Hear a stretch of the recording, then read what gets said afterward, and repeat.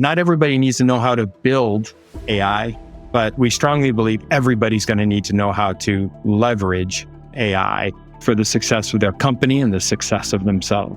We are seeing it in the news and we're seeing it in all the online publishing, right? Articles like AI is going to put everybody out of work. Well, not exactly. It may transform how you do your work and it's going to create new work, but the humans being in partnership using tools like AI, that's where the foreseeable future is.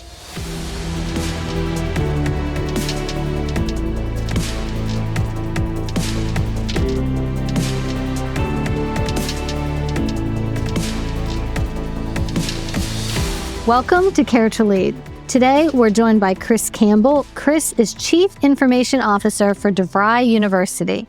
He also oversees a wide variety of strategic technology initiatives, including governance and policy, resource allocation, IT protocols, academic delivery through technology, and the digital experience, which is a pretty big job in the university. So welcome. We're glad you're here. Thank you very much. Glad to be here. And there's a lot of moving parts, right? A lot of things going on.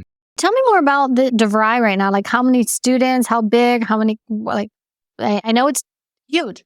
DeVry University is primarily an online university. We have in excess of, 24,000 students that are taking online and on-site courses, right? We're really focused, through innovative partnerships and innovative programs and exceptional care to our students to kind of empower them to meaningfully improve both their lives, their communities, and their workplaces. So that's where our focus is. That's super important. And this is about AI and how AI is disrupting industry. And I'm curious, with the mission that you have at DeVry, how is AI disrupting that industry? I think you have to look at it really both sides of the market, right? You have to look at it from the academia side of it, right? What is AI doing to potentially disrupt and transform that? And I think it's doing a bunch. And then really, what is it doing for all of the learners and our students that we help prepare for these jobs in industries that are just being turned upside down by new technology, AI included, right? So on the academia side, we had to make a decision on are we going to defend or are we going to embrace, right? And DeVry has a long history of embracing artificial intelligence, predictive analytics, all those types of things in delivery of education to our student. We have long had tools that have driven important success factors for our students that are AI-based, and we're exploring more all the time. We also have we believe that the United States struggled for many years to find enough skilled workers really to fill the technology jobs that power our economy, right? And so we can't always produce enough of them, right? And so with that in mind, we're really focused on striving to kind of bridge the workforce gap by making sure that this traditional and non-traditional learners are, in the case of AI, are aware of the potential of AI, are aware of how to apply AI in their everyday job. Not everybody needs to know how to build AI, but we strongly believe everybody's going to need to know how to leverage AI, both for the success of their company and the success of themselves. I kind of feel like we're at that place where we were back when computers started just really hitting and everyone was getting a computer, and it was going to have this drastic change in how we did everything. But at the time, you're like, oh, man, well, this isn't going to affect me. And the AI might be happening the same way. You and I have something in common. We both kind of went to college and started university at later parts of our lives. Share your story with us. Yeah, I think myself, my own journey was can be a bit distracted. And so it was easy for me to focus on earning a life, earning a living income and progressing. I love ownership, entrepreneurship, et cetera. So several of those areas kept getting my attention. So while I started college, like you should, right out of high school, I didn't last. And it was mostly just my focus, right? And then once I kind of sided over into the IT world, it was an interesting time where you could go far and a degree was not required, right? It wasn't an accelerator for your career in that space in the same way that it is today. And so when I finally got to DeVry University, or actually DeVry Inc., it was called at the time, but when I actually arrived there and the benefit became available to me to continue my college education, I started to do it. But even so, it always seemed to kind of take a back seat to me. And I really, you said, from a human aspect, my children, my two sons were getting older and about to graduate high school. And, or one of them was, and they were starting to ask like, "Hey Dad, what's your degree in? Do you have it?" Right. And so all of a sudden I had this extra, motivation, I guess, right, to go ahead and get it done, which I did. It's been extremely valuable to me. And I don't know about you. I would say I probably missed some opportunity, right? If you look at things like lifetime earning and you look at kind of how long it took me to get to where I am and all of those things, I may have missed some opportunities, but frankly, I wouldn't trade it for the world, right? I think my journey is mine, and I learned unique things along that journey.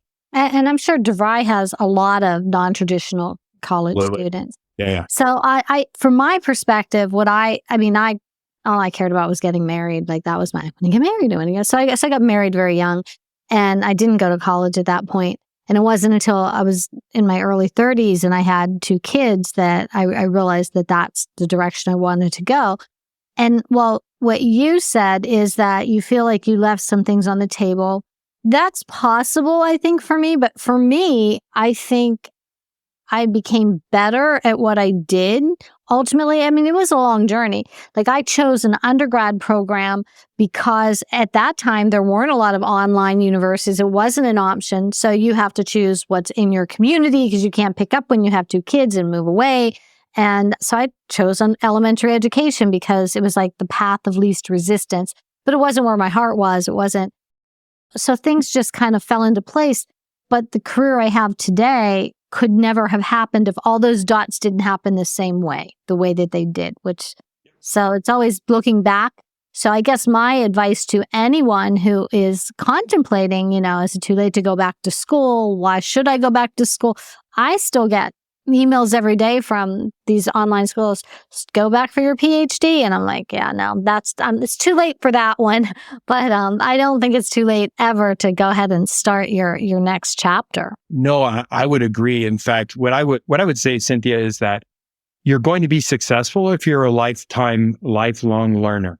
If you're always learning, that's what it's really about. Yes, the degree helps with credentialing, and yes, it's an important aspect to professionals' life. But I would argue that my life experiences, plus the fact that I just was a lifetime learner, right? A voracious reader, constantly looking to learn new things, both tactile as well as intellectual, right? That's just regardless of my desire to sit in a classroom. Right. And so I think that's how I have been able to be successful. And frankly, to your point, I think it sure layers a certain perspective and approach, oftentimes a more pragmatic approach than some might have. I think you hit another nail, is that the people that are contemplating, do I want to go back to school? Do I want to go? There's something inside them. Even for me, like I've been out of school for a long time. I am constantly taking classes and taking courses and getting certifications because I thrive on learning. I just thrive on like a sponge, and I want to do more. And I think that there are a lot of people out there like that, but they hold themselves back. And I'm curious, if I'm an adult and I'm out there living my life and doing my job and I'm thinking about, I really want to go back and get that master's degree. I really want to go back and get that undergrad degree that I never did. And, I have a computer, but I'm not really sure that I have everything that it takes to run that classroom. Can I do it? What advice do you have for them? First, I would tell them that you can do it. You can absolutely do it. I watch hundreds and thousands of students do it every single day. They're resilient. They lean in. They have great support networks. Some of what makes DeVry such a great place for the non-traditional is the scaffolding and support systems that we have built around those students to help them achieve what they need to achieve. And that's everything from student communities through faculty support, through the advisor support. All of those things are really built to scaffold and help you be successful, right? And I think you're going to have trials, you're going to have tribulations, you're going to think you can't do it. Something's going to happen to desperately try to derail you. And I would suggest that I know right now today, I could tell anybody you can certainly do it. And you just have to start. You have to take that first step. And then you have to build your support network, right? The support network is key. Whether it's, Cynthia, perhaps it's your children, or perhaps it's a cousin, or perhaps it's just a work colleague, but perhaps it's a work colleague, right? So I think, but it is important, right? It's non-trivial to take on something like that. And you have to go into it with that level of focus and energy, right? But yeah, certainly you can do it. And there's so many avenues and there's so many ways to help. For example, we have a Women in Tech Scholars Program that's really focused on our students and the type of students we have, and really working to get more women involved in technology learning and then eventually careers. So if you're a woman that's interested in technology, it's not as hard as you think. And there is a group of people out there that want to help you, that are looking to help you step up. And we have similar offerings for Hispanics, or for the Hispanic community, or for cyber. We have a new thing we rolled out not too long ago about future cyber defenders. It's a place that the United States is really struggling. And I would actually say the world is struggling having enough talent for the bad guys. And this is a space where AI is making it easier and harder at the same time, right? And so that's a community that we have together that we pull our faculty into. We bring other leaders and alumnus from DeVry University into these things to provide mentoring opportunities, et cetera. It's all in that same, where you asked the first question is really, can you do it? Yes. Yeah, you certainly can do it. And there are so many avenues for you to create that support system. I like what you said also about AI, because everybody that I talk to now is like, you have to be able to be a prompt engineer. You have to be able to know how to utilize AI in your job, know how to utilize AI here. But from what I'm hearing from you, it sounds like your focus is really just teaching people how to incorporate AI into their life. Is it going to make them more productive? Is it going to help them just day to day, that they don't have to be a programmer, they don't have to be a tech person, but AI is still going to impact them. So if they were ever on the verge of what should I do? Now might be the time. Yeah, I think now's a great time. And, prompt engineering sounds scary, right? Because you put that word engineering on it, but really it's not. It's really, how do you phrase your question? Many of us in school had logical thinking classes or critical thinking coursework, and that's what it is. It's really, how do you frame a question, right? And then how do you trust it? When you get an answer, how do you trust it? Should you trust it? How do you validate it a little bit more? These are the things that are going to help you, right? But, just somebody, as I've moved in my career and into the executive space, one of the things that I've learned is that it's easier for me to react to a draft of a document or a draft of a presentation or a draft of something to get it to where it needs to go. It's much harder to start with a blank piece of paper. And I think that's an area where AI is really going to help. I'm already using it in my day to day. So first, I would say it's just like our cell phones. It's like the Apple's iPhone, right? Really transformed the world.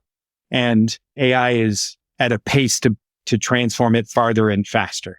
And so when you look at that, it was a little scary at first. I didn't know that I wanted that thing, and what was it, and what did it do, and why is everything so hard? I can just push the buttons on this one, right? And I think we have to have an open mindset, right? And we have to think about it and find ways to leverage it. And really, DeVry is focused on, how do we teach everybody? How do we expose people to these AI tools that then they can leverage in their day-to-day lives, right? And yeah, like you said, there's certainly lots of goodness, but there's caution, right? You have to be smart about it, right? I think we are seeing it in the news and we're seeing it in all the online publishing, right? Articles like AI is going to put everybody out of work. Well, not exactly. It may transform how you do your work and it's going to create new work, but the humans being in partnership using tools like AI, that's where the foreseeable future is. A lot of technology tools have really dramatically changed the way we work in so many ways. And COVID, it added to that change with a lot more remote work.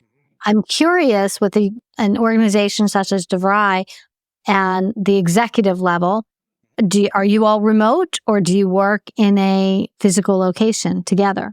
We work largely remote, mostly remotely. And most of our colleagues do. We do have campuses and we, of course, have we have faculty members and we have student-facing folks at those campuses to work with those students, but we are largely a remote organization.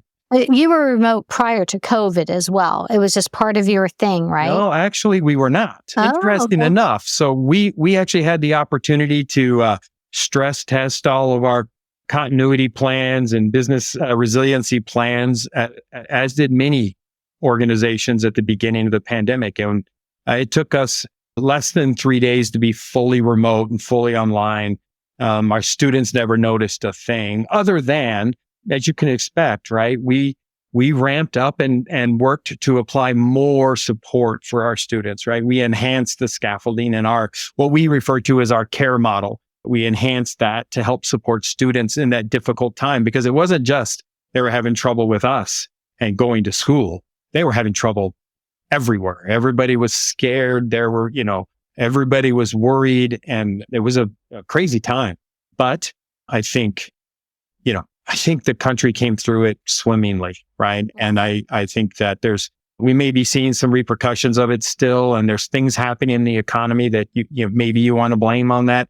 Maybe, but I would say that the United States was fairly resilient through that experience. So you have this executive leadership team now working remotely, and many of the leaders that I work with struggle with, do we want to make people come into the office some? Do we want to make them come into the office not at all? Is it a 3-day, 2-day? Is it all remote? And some of the things they're concerned about are building connection and walking down the hall and getting insight and corporate culture. I know those things can be worked out. I've been working 100% remotely for my 13th year in business, and I feel like I have a ton of colleagues that I feel very close to.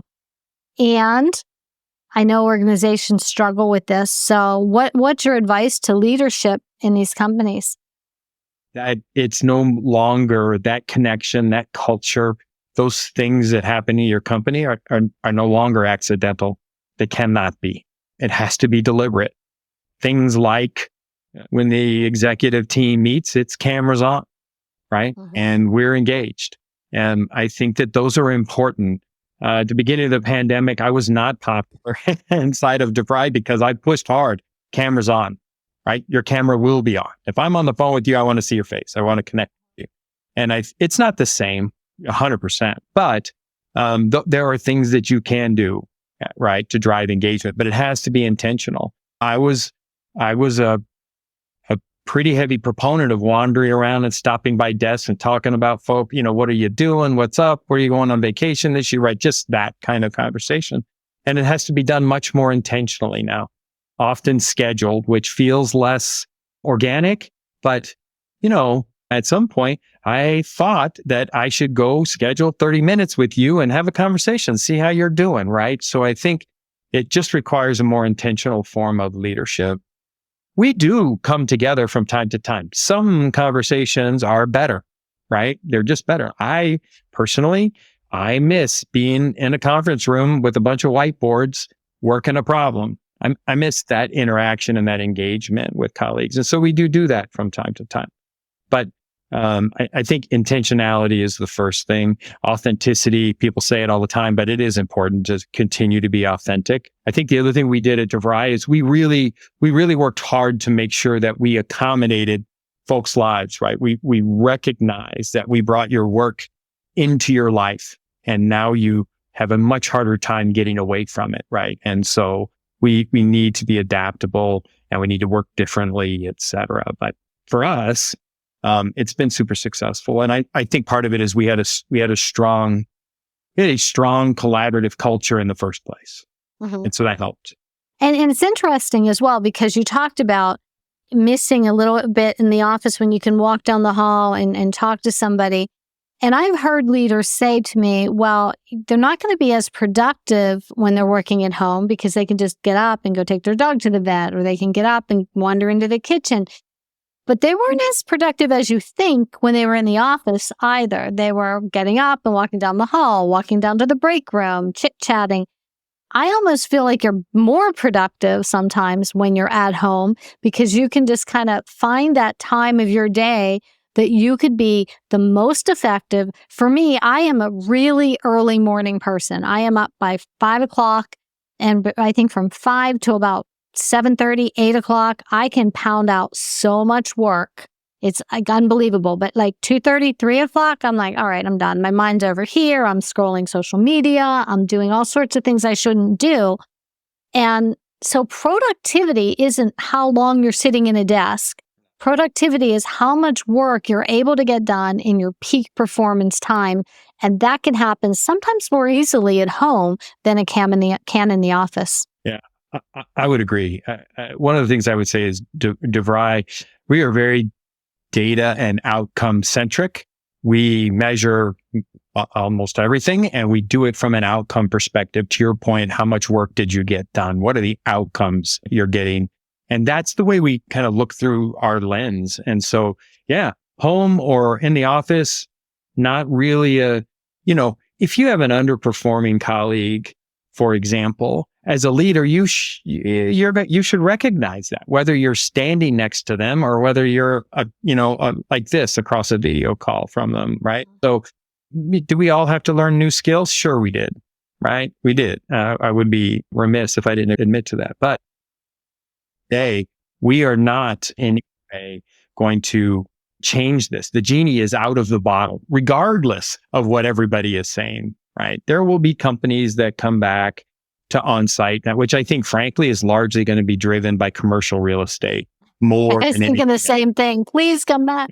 Yeah, right. And so I think we're in a good place. But I'll tell you, for me, it was a real struggle learning to set boundaries, right? I can, my commute immediately went into my workday and then some, right? And that's kind of how I'm wired anyway, right? So it's been a learning experience for me to say, no, I can't sit here until 7 o'clock at night, right? Like I logged on at 6, so I need to go do something else. And so that's been a little bit, I think it's gotten a little better when the pandemic opened up, because now there was like, you could go to the store and not be worried about getting exposed to something or what have you. Hey, I think for a university that students are mostly remote, I think it's a kind of a good role model for the organization to be running remotely, because students are going to have doubts. Can I do this on my own? Can I be functional? Can I focus? Can I get the work done that I need to do? And if you're all in your offices saying, oh, sure, you could do that from home. We're here in our nice little office, but you can do it from home. You don't need a classroom. That'd be almost like, I don't know the word, but it would be something. It's interesting. You would think, right? Like these non-traditional learners, and they're working all day, right? They're doing whatever it is. Many of them are what we would say are in the deskless work kind of area, where they're moving around all day long, and then they come home and they got to feed the kids and do this and do that. And how in the world can I do education? Well, what you do is you come to a DeVry University who provides all of these assets and resources to you online, anytime, 24/7, 365 days a year, right? And the support mechanisms to do that. We invest heavily in those things to help those students, right, be successful. We have an award-winning, what we call digital care engine, which is all about providing actionable support to our students when and where they need it, with the right motivation and the right facility to accomplish what they need to do. And we do that through the use of predictive analytics and machine learning and AI and all of these things come together to help provide that scaffolding and ecosystem. And I'd be remiss if I didn't say are just outstanding faculty and advisors, right? The people, like, at the end of the day, AI or technology in general is really about amplifying the effect of the people in your organization. It still is that. It's always been that. And I think it's going to remain that for quite some time. Well, you said a couple things that I want to touch on. I'm not sure which one I want to go to first, but tell me how the scaffolding, like how is AI a part of that scaffolding? That's point one I want to know. Yeah. So from an AI perspective, we are evaluating how we can leverage generative AI chatbots in the classroom, for example. Or we may be using AI to evaluate to identify a student that may need additional support.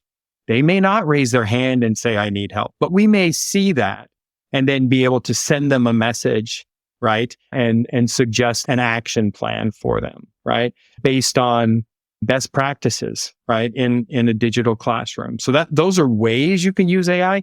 We're working on a lot of other things and other ways to use it, but primarily it's in the predictive analytics space right now. And it's in the predictive analytics, and to a growing percentage, it's in the kind of identification of the type of student you are and what that means. It's not necessarily if you're an A student or a B student or a C student.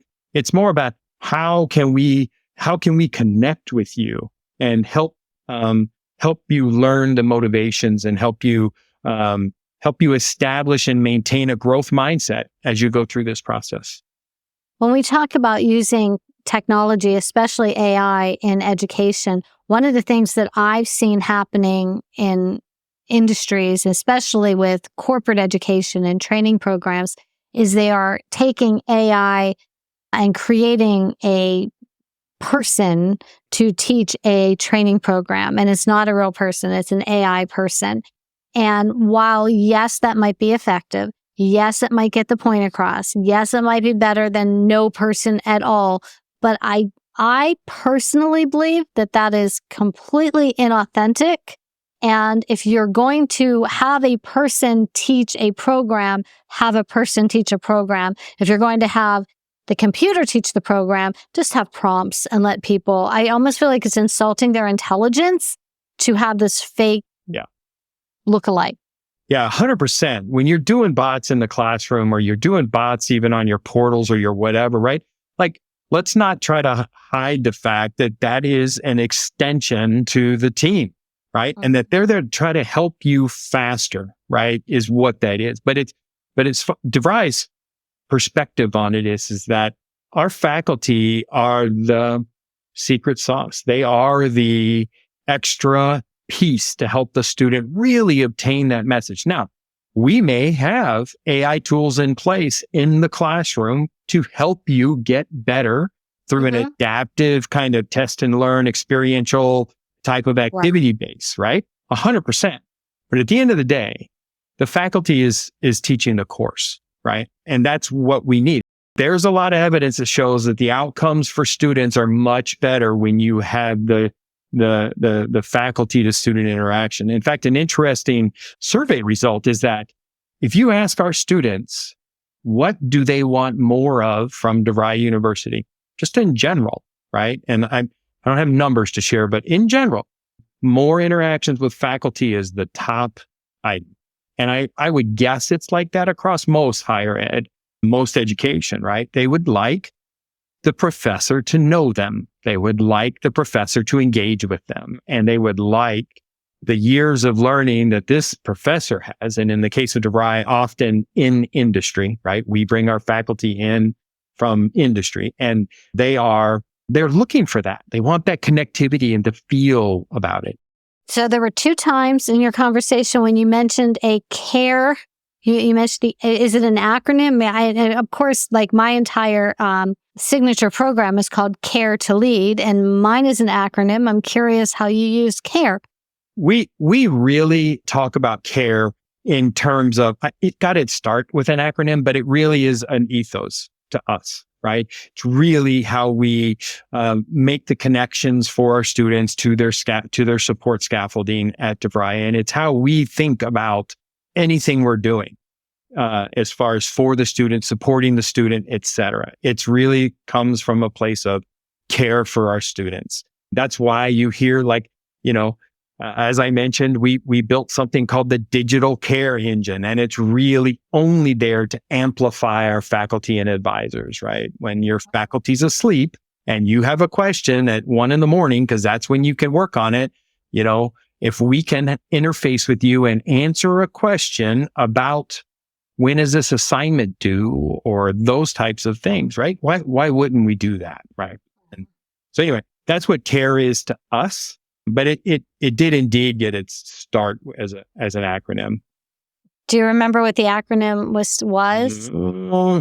I do not recall. I'm sorry, I should, but I do not recall. No worries. Because mine is clarity, authenticity, responsibility, and engagement. Right. And it becomes like an underpinning of everything I do in my company. But I've seen it used in a lot of different ways, the care. So when I heard my care to lead radar went up when I heard you refer to care a couple of times in your conversation. Yeah. We talk about our DeVry care formula to us. Mm-hmm. And the care formula is around this idea of the student-focused experience, right? Real world connectivity, our dedicated advisors, right? And faculty. And then, as I mentioned before, our kind of the way we use technology, our digital care engine technologies, right? And in that also in our care is just a strong commitment to diversity. Our student base is largely diverse, right? We're very diverse, and it's important, right? It's important work. That's why DeVry feels like we are doing very important work. We have underrepresented constituencies in our student base, and it's important for our communities, our country, our world, that we help those folks have an impact on society and themselves. So you've given us a lot of really positive things about DeVry, and you've shared a lot of stories about what you're doing in the world. But in reality, every organization also has a flip side. They have things they struggle with.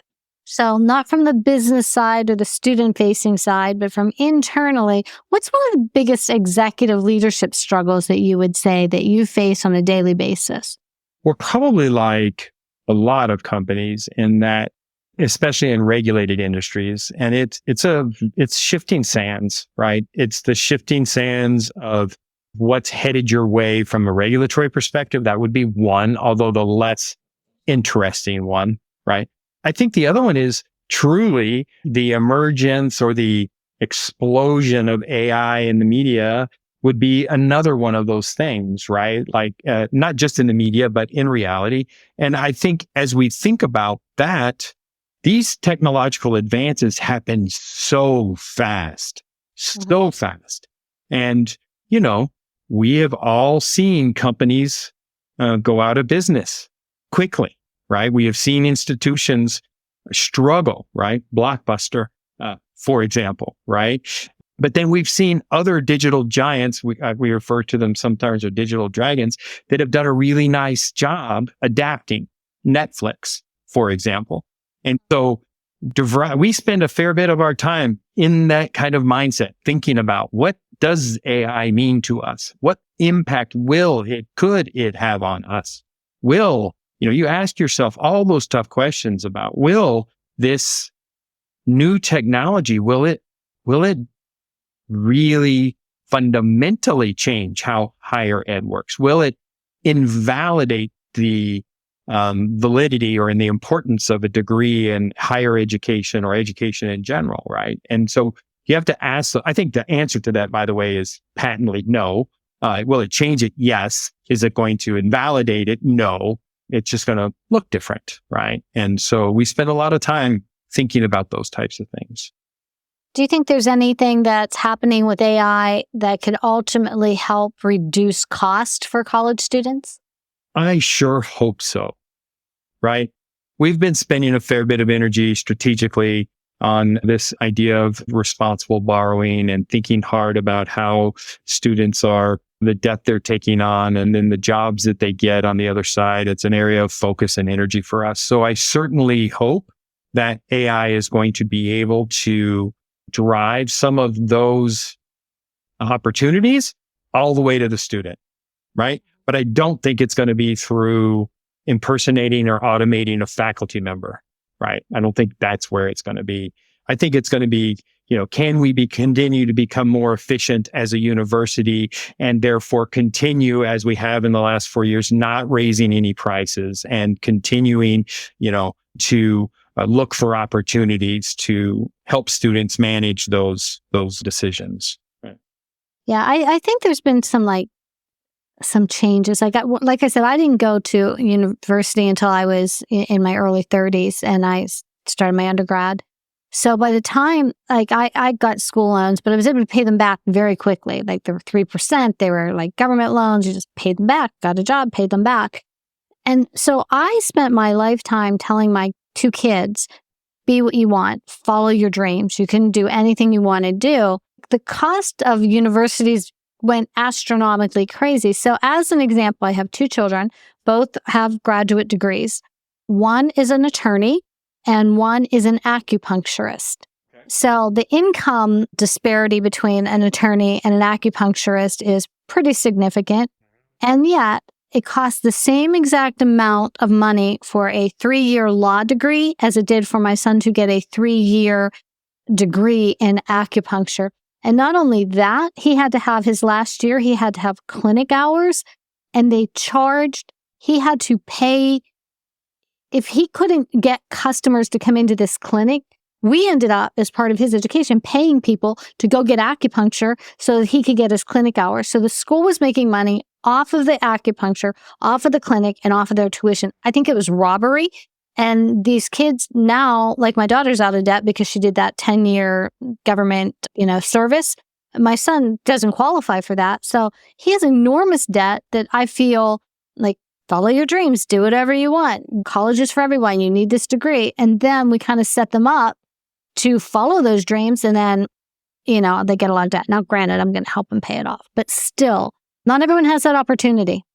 Yeah, it's a quandary. I went through the same thing with my 2 children, right? Where, one of them is a biomedical engineer by training and works as a product manager. And my other son got a psychology undergraduate degree and works as a salesperson, right? Very different salaries, very different schooling, very different everything. And they actually went to 2 different schools. And as a parent, not speaking for DeVry here, but as a parent, my number one learning is shop for what's right for you, because there is a university or a college that will help you get to where you want to go at an appropriate price point, at an appropriate level of debt, right? You can get there, right? Mm-hmm. But if, however, and what I find interesting about the United States is that of all countries, we have this culture that we should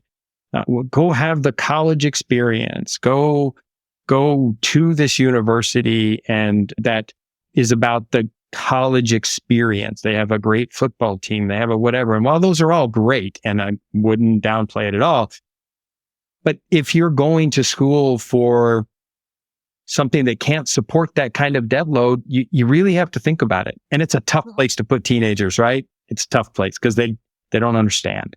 And so, and especially when you have parents like me that are always like, no, that's your dream, you follow it. And then I'm like looking and go, crap, maybe that wasn't such good advice. I think it was great advice. It's just because I do believe that, right? I couldn't believe that and be involved at DeVry University, right? Because I firmly believe, and we see evidence of, our students improving their communities, improving their personal lives, improving their work lives. And so it's doable, right? I'll tell you too, though, my son he's been an acupuncturist now. He's been out probably 10 years.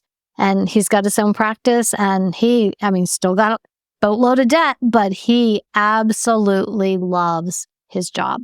So when I look back, is there regret? Maybe some of the choices on which acupuncture school and how it worked and knowing some of those details. but I don't regret at all telling him to follow that dream. And, Yeah, 100%. I would agree. And loving what you do is it's just a huge advantage.